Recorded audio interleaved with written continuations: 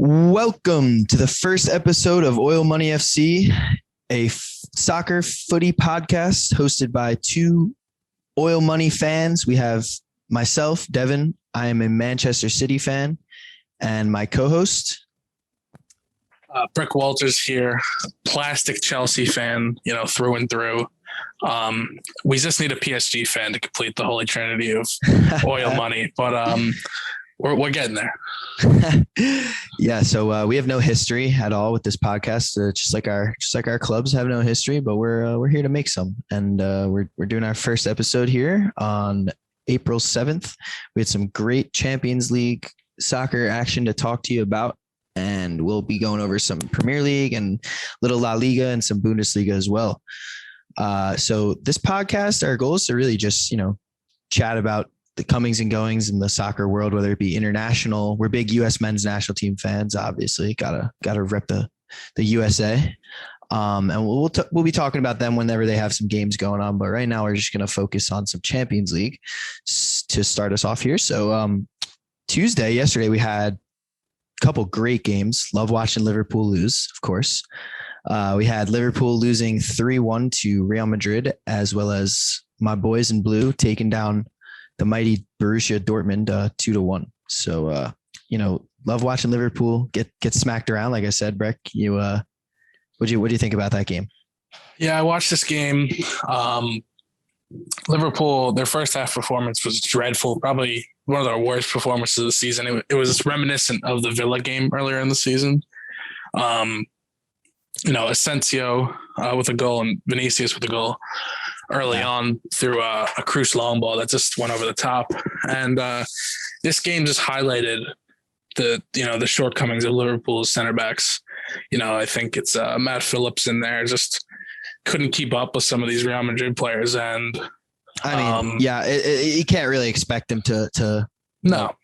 He's not Virgil van Dijk. They've been missing him, obviously, and some other key players, Matip as well as has been out. So, Vinicius, man, he needed that, huh? He needed to finally prove himself. Yeah, it was a big night for him. 2 goals. And, ever since the whole Benzema controversy earlier in the season where he said he's playing against us, he's played much better.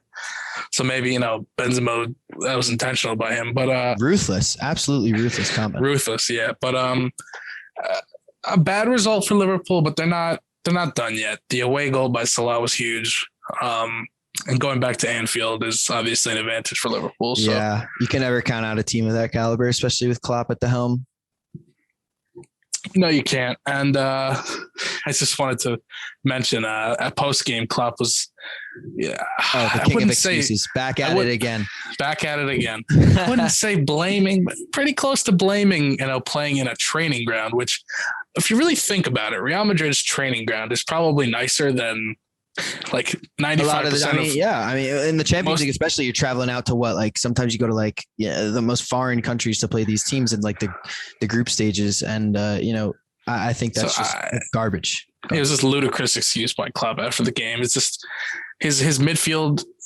He got the tactics, I don't know if you want to say he got him wrong. It's just Real Madrid looked so comfortable on the ball, and Cruz and Modric, just legends, dominated the midfield again. Yeah. And I think they really just took advantage of Liverpool missing those key players for sure. And they paid the price for underestimating Cruz and Modric. So old and still out there, just absolute ballers.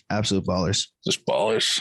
And so win by Man City. Yeah, the boys. We had to get it done in the 90th minute. Little Stockport Iniesta goal from Phil Foden, the boy. Stockport Iniesta. He's one of our own.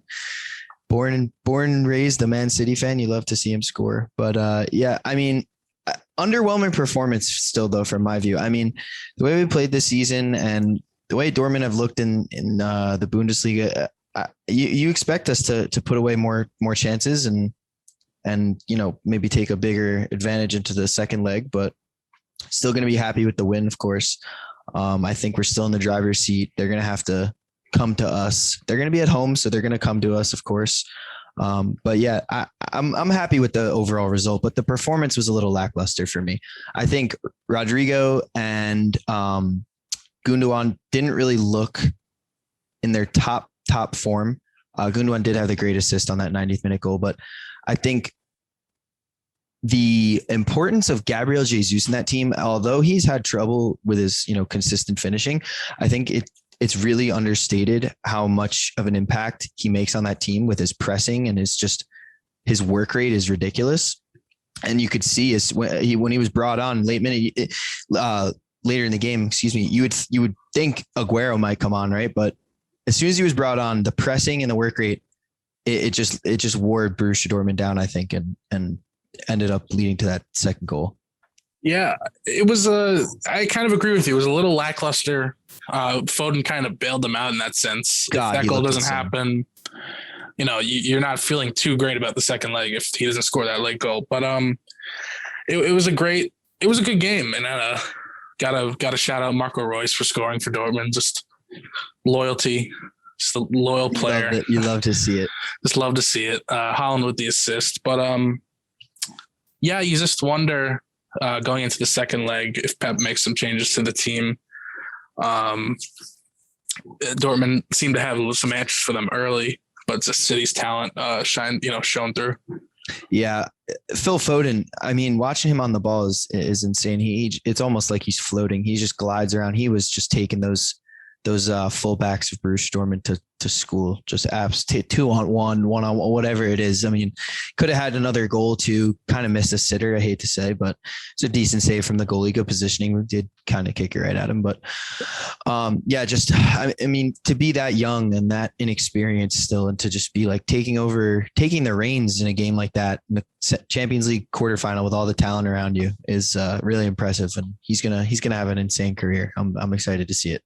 It's just the second leg is so interesting because it's like, it might be a little hyperbole, but you could say this is City's like most important game in their history. If like not really, but no, I know what you mean. It's so important. Like this is the spot where they have crashed out the last 4 to 5 years. Like they are winning the first leg 3 in a row, and it would be another example of the same thing. I mean, they are an inferior team, Borussia Dortmund. I mean, no disrespect, but like let's be honest, with the money spent on the project at Manchester City and the talent that is there, I mean, you would expect them to win. And just like Lyon, just like Tottenham, maybe not Liverpool 3 years ago, but Lyon, Tottenham, you'd expect them to win those games. So I don't think that's too much of a stretch to say this is one of, if not the most important game in their history. Or at least recent history. I mean, they made the semifinals against Real Madrid under Pellegrini, but that's true. Yeah, no, I don't think that's that crazy. Like they get by Dortmund, you're obviously gonna have to face a PSG or a Bayern, which is tough. But with your defense, you could beat any team. Yeah, no doubt. All right, today's games were interesting. I mean, Chelsea was kind of a dud. They just took Porto to school, as you would hope they would. But then you had an absolute just classic game between PSG and Bayern Munich. What more can you say about Kylian Mbappe? The kid's a freak. Yeah, two goals today. The first goal we talked about a little bit before, pre-show, but Neuer has to do better on that first goal. Soft.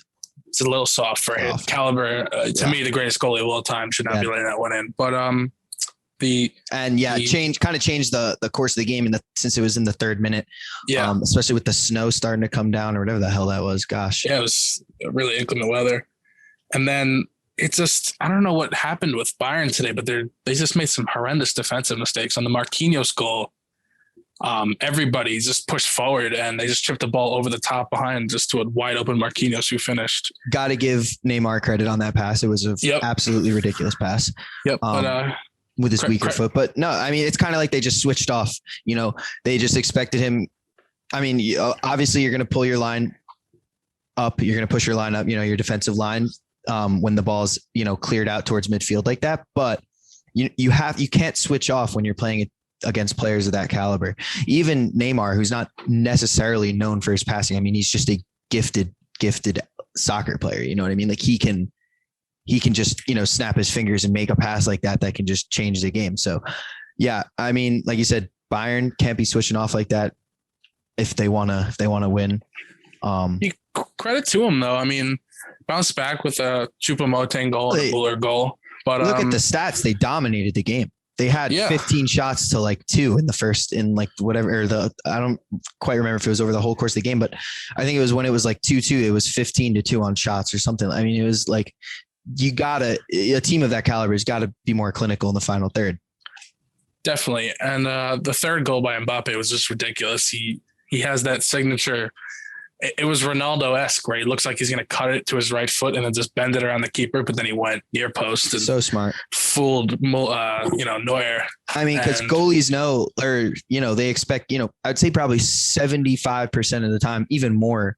Yeah, the player's going to go for the far post curl when they're on their strong foot. You know what I mean? I mean, it's not like that, like an error from Neuer as much as just Mbappe just being so clever, so clinical, just lethal, just a winner, just a scoring, just winner up front. So yeah, and it's huge win for them. I think Hansi Flick got a lot of the tactics wrong in this one. He made lots of early substitutions, and you could tell he was upset with some of the players. I think Goretzka came off in like the 25th minute, but the leg is far from over. This is the reigning, defending champions Bayern.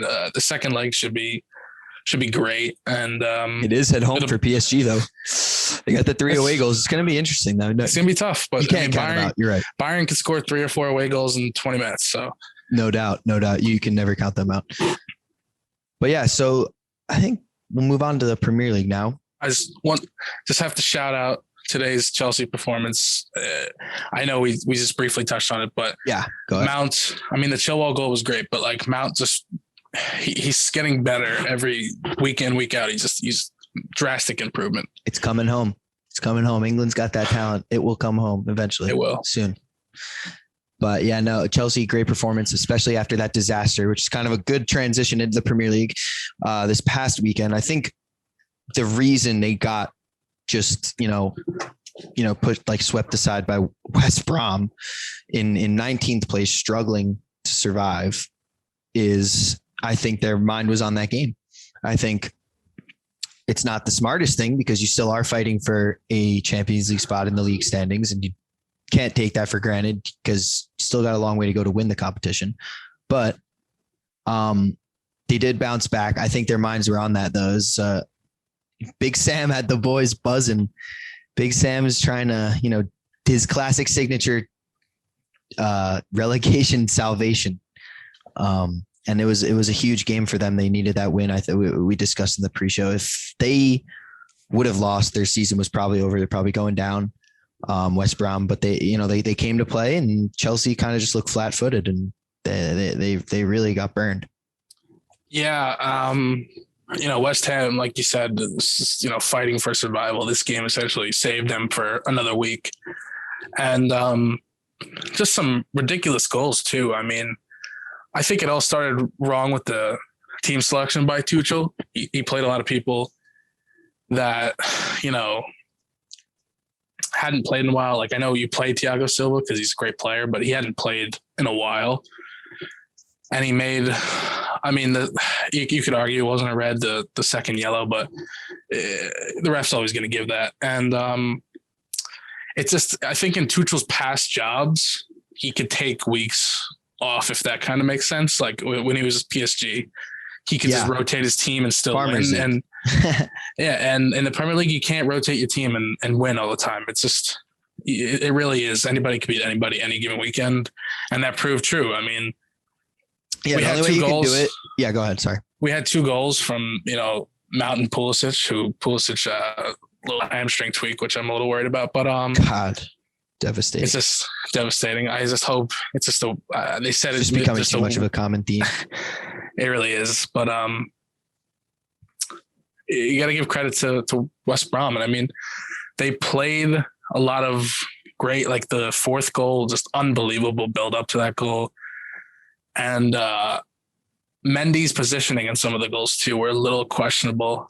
So just all the credit really has to go to West Brom. Yeah. And no doubt Callum Robinson with a couple of goals. Matthews, however you pronounce his name, Pereira with a couple of goals. And yeah, Pulisic did go off early with a little tweak, but he did come on and play today and hit the woodwork. So that's a good sign. Yeah, I just hope he stays healthy. I think they look at any time now he even feels slightly like he might be, tweaking something. I think they're just taking no risks and they're just like, take him off. Don't even risk it. Yeah, because he's so important to the team when he's on. Yeah. And then you had Liverpool taking down Arsenal this past weekend as well. I mean, even in a season where Liverpool are just in their worst form in like 5 years, even Arsenal still can't take them down. Arsenal, I mean, what can you say about Arsenal? Yeah, this was just it looked a little bit like the Liverpool of last season in this game. So Diego Jota with another unbelievable performance. It's just, you really wonder if he doesn't get hurt this year. Are some of those games different? Are they challenging still? Oh, no doubt. I would. Sorry, go ahead. You just wonder because, I mean, the guy's a goal machine for Liverpool. He scores like every time he plays. It's unbelievable. Yeah, it's a little bit of a hot take, but I would say that there's an argument perhaps that his absence was a bigger miss for Liverpool than Van Dijk, just because they do have some other good players at the back. And the real problem for them in that streak of games where they weren't playing well was that they just weren't scoring. I mean, they rely on their big three up front so much that when they're not scoring, if they do hit a slump all at the same time, they really, really struggled. And I think they missed Jota a lot. Definitely. And it's just this season has highlighted a couple things about the Liverpool, attack. And one, that Salah is just, he's still just one of the best players in the league. I think he's tied with Harry Kane for the Golden Boot. And then two, the decline of Firmino and Mane this season has been crazy to see. I mean, Firmino hasn't been great for a couple of years, but Mane has. And this year he's just had probably one of his worst seasons since he was on Southampton. Yeah. No, they like I said, they really rely on him because Salah is going to give you what he's going to give you. Absolute just scoring machine. But yeah, they need, if Mane is going to fall off from his good form last year and the year before that. Yeah, Firmino. I mean, I'm not really. To me, they need to bring in a striker in the summer. That he's the future for Liverpool. Yeah, I would say that he should not be starting for them next season. Yeah, I would agree with that. I think you might want to run it back with Mane, but maybe even Jota up top. He could play striker. I mean, he showed you this year how good he's been. Or bring in another striker to compete. Yeah. I mean, the name Erling Haaland. I mean, I don't think Liverpool could necessarily afford him. Yeah. I mean, maybe they could. I think it's more a case whether, Fenway Sports Group would be willing to shell out the money. But I mean, I don't know who wouldn't want to go after him. And I think he'd fit that team very well with crosses coming in from, Trent Alexander-Arnold and Andy Robertson. They could put in great balls. But can't defend clearly. Jesus Christ. That Trent Alexander-Arnold header in the Champions League yesterday was just dreadful. Tried to head it back to Allison, just gifted Real Madrid a freebie. He's the best attacking right back, maybe in England, but he's also the worst defending right back in England. Like, he's polar opposites. Like, he's Marcus Alonso in that sense, if that kind of makes sense. Yeah. I mean, that's a great comparison. I would say, with the free kicks and the crosses and the occasional goals here and there. I think that's a great comparison. Yeah, it's interesting. I think defense is just too important, though. It's just, especially if they want to. If they're not scoring enough goals, you know what I mean? If his offense isn't there, then that's when the defense becomes a liability. You know what I mean? Because the goals weren't there this season. So that's when you need him to defend, because he could be as great as he is offensively, but if the forwards aren't converting chances and they're not scoring, then I mean, you're not going to win. Yeah. And I mean, apart from the Van Dijk injury, Gomez injury is huge too, because Gomez would give him a lot of cover there, make up for mistakes he would make. But, I think that's going to be a real we'll get into this a little later when we talk about the English national team, but I think the fact that he's been such a liability defending this year is really, really going to make that a insanely tough decision that I'm sure Gareth Southgate will lose a lot of sleep over who to take with him to the Euros this summer. Yep. And then, so other games in the Premier League this past weekend, we had West Ham taking down Wolves.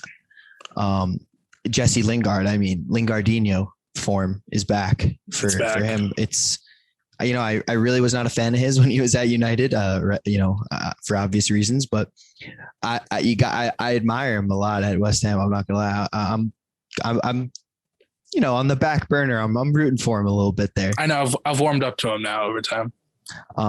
Also just cause I would love to see West Ham finish top 4. I think that would be awesome. David Moyes, the struggles at United. He's moved around a little bit, has really found a home, found a great team identity there, and formed a great culture there. Where to go from fighting relegation last season to fighting for top 4 now is remarkable. Yeah, I'm starting as a Chelsea fan. West Ham just leapfrogged us by a point now, and we're 5th, but 1 point behind. And I wasn't worried like a couple, 2-3 weeks ago with the form we're in, but 7 games to go. It's, the spots 3 through 5 are just all up for grabs. 3 through 4, is what we're mostly concerned about. But it's getting not really just tight. You guys either. You have Liverpool on 49, you have Tottenham on 49, even Everton on 47. It's tight. There's 4 or 5 teams fighting for that last spot. Really, you got to give massive credit to David Moyes. You just brought this up, but it's pretty remarkable what they're doing. I mean, every year it seems like West Ham underachieve with the amount of money they've invested in that team, the new stadium. You would think that would be a club that would be perpetually, 5 through 10 every year. And they just battled relegation a few years ago, and whatever, David Moyes has done there has just really turned them around. And there's certain players that have just been phenomenal for them. Declan Rice, they brought in Lingard. I think Lingard was signing of January for sure. Yeah. And, Mikel Antonio has been consistently pretty good for them. So credit to David Moyes. Yeah. Yeah. And then Mark Noble going out last year. Be a pretty big achievement to get him top 4 in his last year. That would be like his trophy. Yep. That'd be like his trophy. Got another Marco Reus-esque player in terms of loyalty to one club, not necessarily on skill, but great player nonetheless. So I think that's about it for this past weekend's Premier League.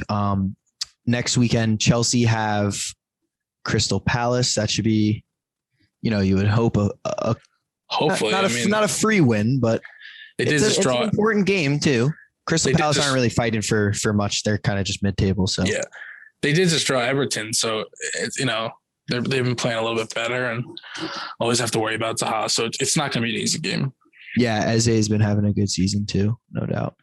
And then as far as the other teams fighting for top 4, West Ham have Leicester. That's just, I think that's going to be an absolute banger. At least I hope. And I can definitely see massive top 4 implications. Yeah, it's just so big.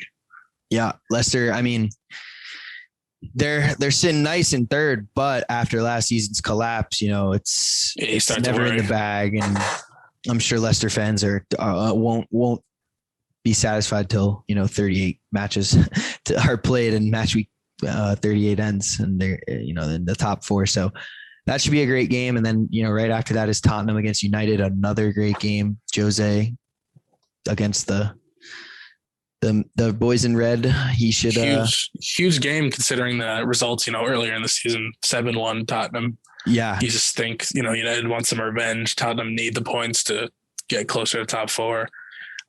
Nobody's, the game for United really does. They have top 4. They're not winning the title. So the rest of their season's a little bit of a moot point, but you just want to see improvement from their younger players. So it should be a good game.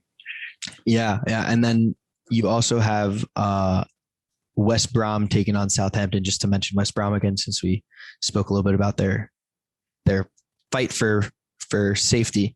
Breck and I are just massive Big Sam fans too. So I'd love to see West Brom stay up just for his sake. He's just a character. Tough. It's tough this game coming up. I mean, Southampton, I believe they won. Yeah, they were down 2-0 to Burnley last weekend and came back and scored 3 straight to win. And they've been playing really well. So tough. Burnley's been playing really well. Yeah, Southampton have been in dreadful form since the new year. Yeah, but that's a big win for them. Yeah. So West Brom, Fulham are in 18th on 26, Newcastle are 17th on 29. But Fulham do have one more game played than both of those teams. So, West Brom could go up to 24, hopefully and I mean, they'll be hoping for a Newcastle loss to Burnley. Newcastle, even though good result of getting a draw against Tottenham, has just been playing some of the worst football you'll ever see in your life under what's his name? I can't think of his name off the top of my head. Steve Bruce. Yes. And Brucey. Just dreadful. So even though there's a 8-9 point gap there, that's with 8 games to go. That's not insurmountable for West Brom or Fulham.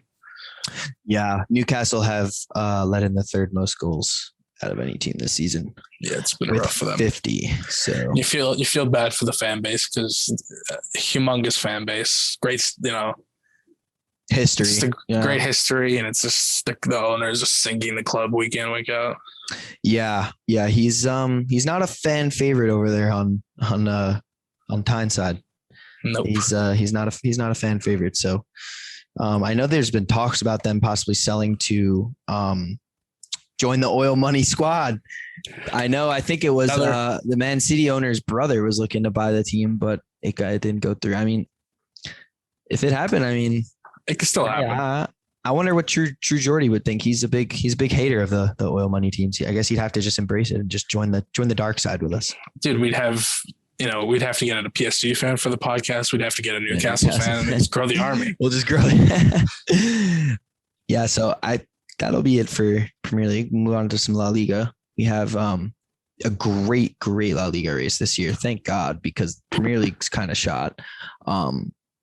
Because we're just too nasty. Yeah, we kind of glossed over the fact that Man City, not mathematically, basically mathematically won the title this past weekend. So congratulations are in order. Yeah, I appreciate it. 3 out of 4. Hey, listen, Pep Guardiola is a genius. Not much has to be said about what he's done. I think if he gets that Champions League, then it's done and dusted. He's probably the best manager ever, bar Sir Alex Ferguson.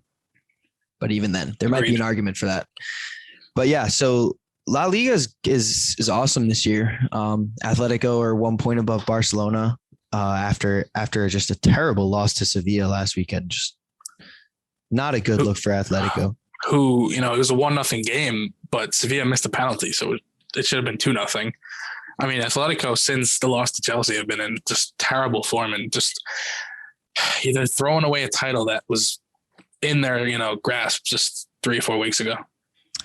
Yeah. And with Real Madrid looking good after leg 1 against Liverpool, they have to be thinking we might be able to pull out a double this year. I mean, obviously I would say Zidane's probably more focused on the Champions League, but he's not going to just, take the league for granted and just throw it away. I mean, they had a good win this past weekend as well. And I think that they're going to try and build on that after seeing Barcelona win as well. They took down Eibar and Barcelona took down Cadiz. Valladolid. Yeah. And you got to give a lot of credit too to the score of the goal, Dembele. I know a lot of Barca fans are not too thrilled with and Dembele rightfully so. Rightfully so, but the kid is still super young and one of the super talented players they have. Just injury problems. Yeah. Just injury problems. But I mean, Barcelona seem to have lots of injury problems. So I wonder if that's like a systemic thing there. But just like Real Madrid. Yep. In the 90th minute scores. And I mean, this title race is so wide open coming, El Clasico coming up this weekend. You got to think Atletico's like, can they just draw? Yeah. Yeah. I don't know who I would say I would put down as favorites. I would probably say Barcelona. Just because of their, just one, you have the Messi factor. And two, they've just had, I think they've been in the best form in La Liga since, in recent form wise, out of all three of those teams. Yeah, they won 5 out of their last 5. So I'd say it's probably them for me, but Diego Simeone is a madman and Zidane's a beast as well. So, I'm excited to see that one. I'll probably be following that a lot more than the Premier League down the stretch. Yeah, it's definitely the closest race out of all the major leagues. So yeah. So Atletico have who do they have this weekend? They have they have Real Betis, yes. And you have El Clasico as well. So that's going to be quite interesting. You would think if Real Madrid win, they'll be feeling pretty good about themselves. Atletico, they need a win as well. What do you see happening in El Clasico? I think we're gonna get a draw based off recent form. Both have been great. Like I could see a 2-2 draw, and then with the Atletico game, I just think they'll bounce back and win. So I think there'll be a sizable, the gap will widen a little bit to like 3 points, but I don't know. I can't see either team like winning. I mean, you obviously can see them winning the game, but based off recent form for both teams, I think it'll be a very close, even Clasico. Probably one of the better Clasicos we've seen in a while. Yeah, I think Atletico have got to be, thanking counting their blessings that El Clasico's this weekend. I think it couldn't come at a better time for them. The way, with their recent struggle and form, just because they know at least one of their competitors has the chance of losing. And like you said, they'll be really, really just hoping for a draw. So yeah, I don't think that could have came at a better time for them. Yep. But yeah, so that should be great. La Liga towards the end of the season. The Bundesliga, I mean, not much to say there. Not much at all.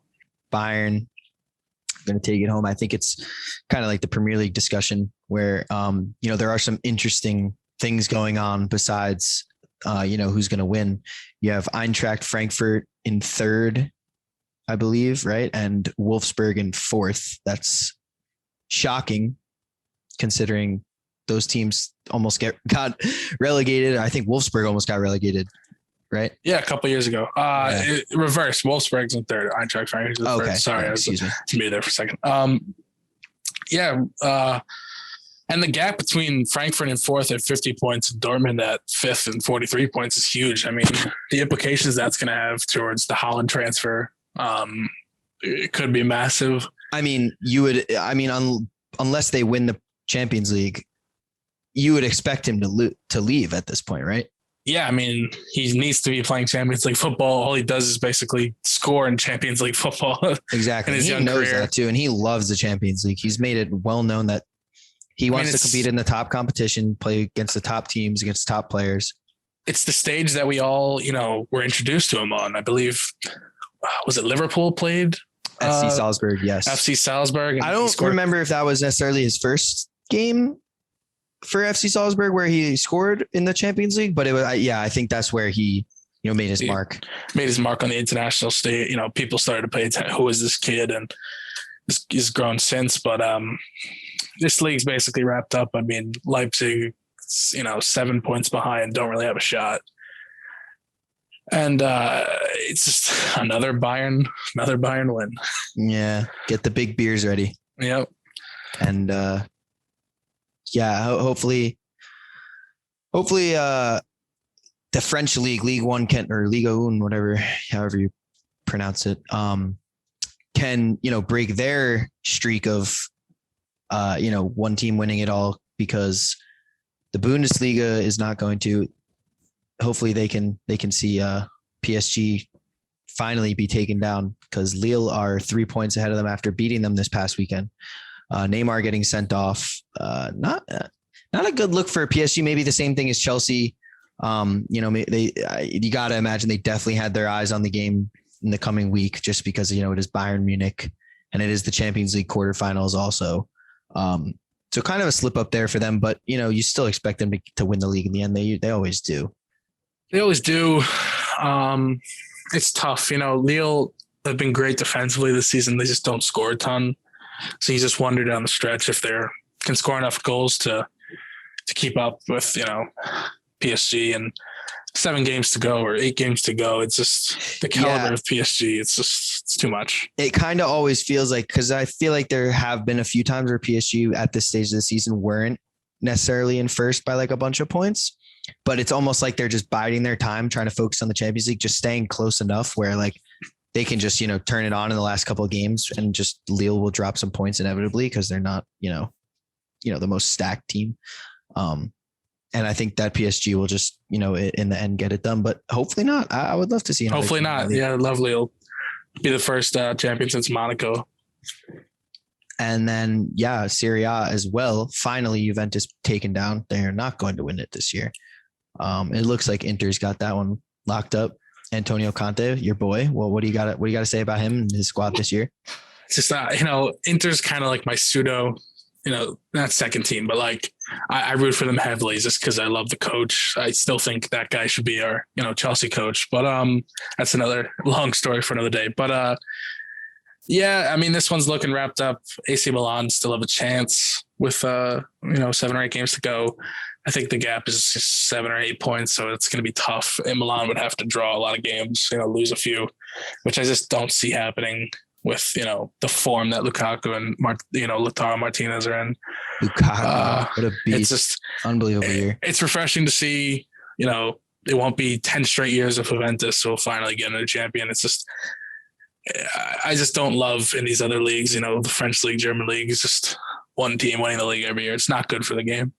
Yeah, no, I know. And people try and say that about Man City in the Premier League, but there is some, it's not just given to them each year. You know what I mean? Yeah. They had to go on like whatever it was, a 17 game league win streak this year to really just like smoke everybody out, which is crazy, but it's not going to happen every year as we saw last year. And there are going to be teams that are going to compete with them. So yeah, no, it is refreshing though to see Juventus finally taken down after I think 9 in a row. 9 Scudettos in a row, just something ridiculous. And you look back at the history of the Premier League.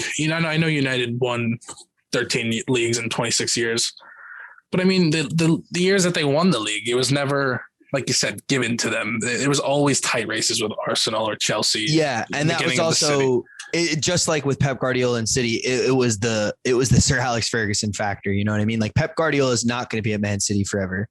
He is going to leave eventually, and when he does leave, I think it's going to open up a lot more. But yeah, no, that was that's kind of just the Sir Alex Ferguson factor. Him just being, just a legend coach. And 13 is just, that is crazy though. So we'll end off here with a little English national team talk. We have a combined Euro 2020 squad, according to Jamie Carragher and Gary Neville, who they think should make the squad for England. Gareth Southgate, as we discussed, has a tough decision ahead of him on some of these positions. Obviously, there's a lot of players there that are, shoo-ins, from your Harry Kanes, your Raheem Sterling, I think even Phil Foden, Stones, Harry Maguire's got to be there too. Mason Mount's been in insane form. He's got to be there. But that right back position is just stacked. Jamie and Gary have Kyle Walker and Trent Alexander-Arnold as the 2 right backs that he'll take. What do you think about that decision? It's a tough one. Kyle Walker's definitely going. It's been so good for City the last, how many years? His defending has been increasingly better with each year too. He was always, good at both, but it seems like he's focused more, as he's gotten older, on just defending better and worrying less about the attack. But the Alexander-Arnold one's the tough one because his offensive abilities are great, but then he's a little bit of a liability defensively. So you wonder if it's Reece James. You have to give Aaron Wan-Bissaka a shout. Yeah. You have Trippier as well. Trippier there's better defenders there. That I personally I would go with the Wan-Bissaka or Reece James there.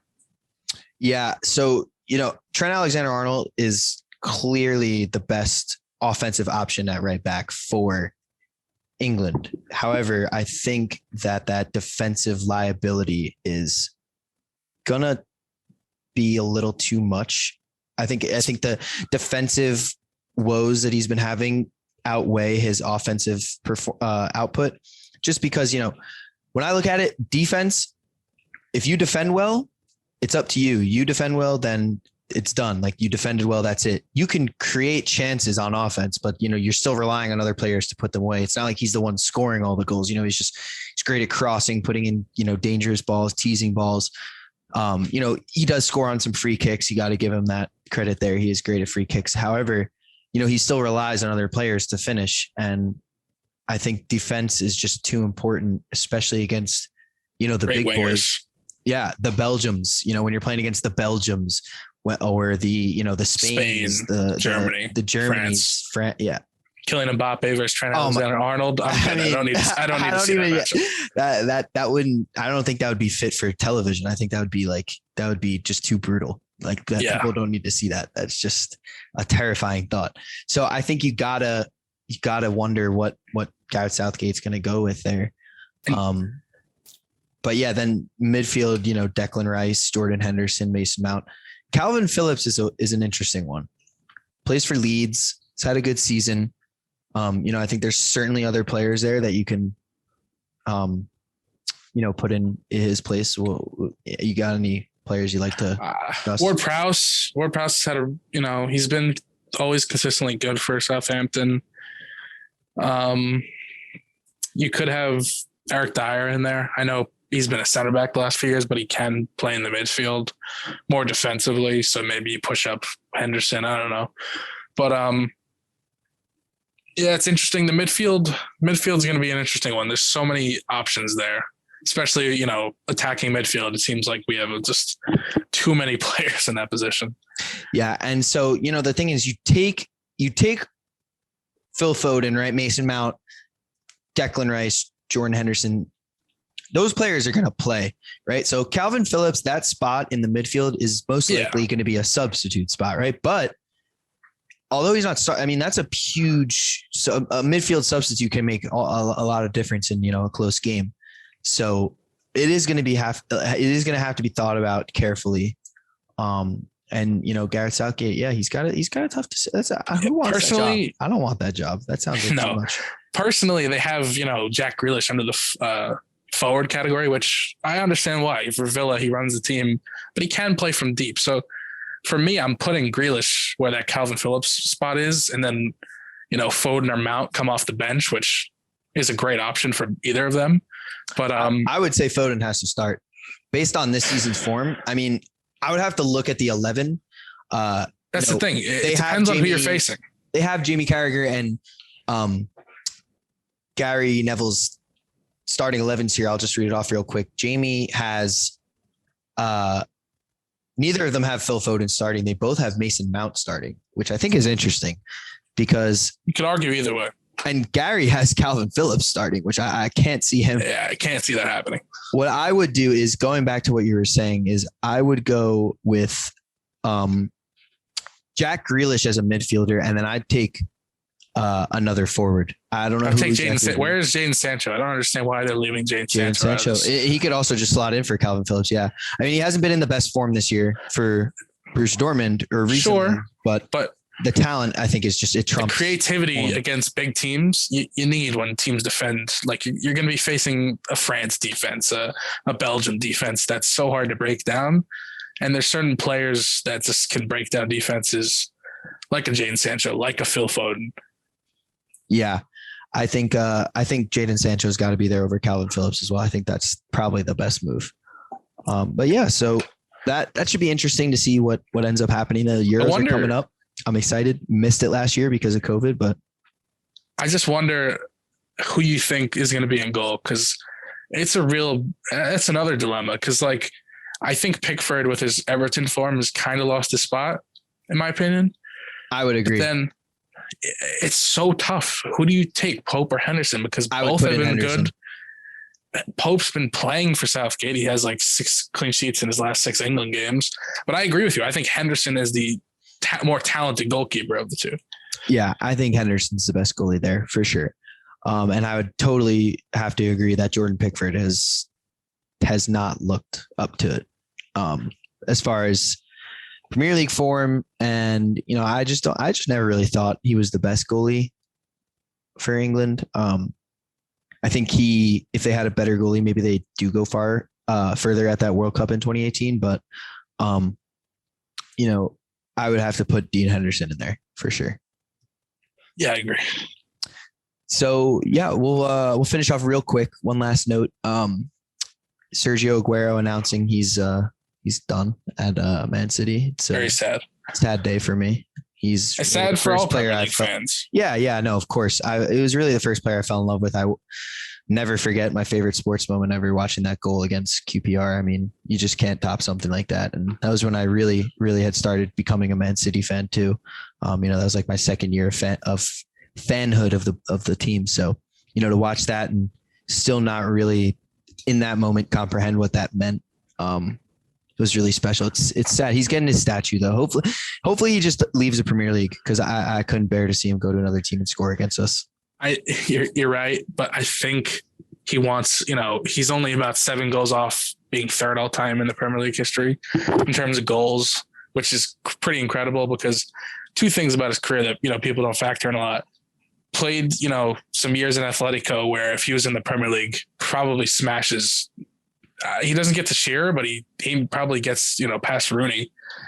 And then 2, every season, you can attest to this more than I can, he would score, 25 goals, 30 goals, but only in 30 games. He would never play the full 38, 40 games, how many games over the season. He was always hurt for a month, always had a suspension for, 3 or 4 games a year. Like, his goal, his minutes per goal in the Premier League is unmatched. It's unmatched. It's probably the best. It's definitely. I'm pretty sure it's number 1 ever. Yeah, I think it might be 2 behind Shearer, because Shearer's numbers is just, godlike. But it can't go unstated how great a player he was for a decade. And essentially, I mean, you could argue David Silva, but for me, he's the best City player, in their club history. I would have to say it's Aguero by a small margin over Silva, just because Silva came a little earlier. I think he's close to him, but no, I don't think he's and Sergio Aguero is number 1 with 106 minutes per goal. Oh, wow. Henry's too. 121 too. That's such a huge gap. It's crazy. And one thing I'll always remember, I dreaded playing, not all the time, but there's I can't remember how many hat tricks he has against Chelsea, but it's like 5 or 6. It's so ridiculous. There's so many goals that he scores from awkward positions because of his low center of gravity that you're like, he can't score from here. And then he's just, blasting into the top roof. You're like, how did he score from that position? That should not be physically possible. But he did it his whole career. Yeah, his record against the big 6 too was just impeccable. He's got goals against every team, every game. That hat trick against Bayern Munich in the Champions League is legendary. They weren't going to make the round of 16 that year. Last game of the group stage, or second to last game, scores literally one-man armies the game, puts the whole team on his back, hat trick. He's a Premier League legend. I mean, you'll remember this one from a couple of years ago. It was 6-0 City, in the first half against Chelsea, I think 2 years ago. And he scored a hat trick. He scored a hat trick in 10 minutes. He missed a sitter too, an absolute sitter, and then just sniped a curler from 25 yards or something. 30 yards out, then scored 2 more. And that's my memories of Aguero, is just getting, it's just destroyed by Aguero. Yeah, 5 goals against Newcastle was legendary too, and then he got subbed off. I remember I was watching that. I was so mad. I was like, keep him on. Let him try and break that record, because he tied it with 5.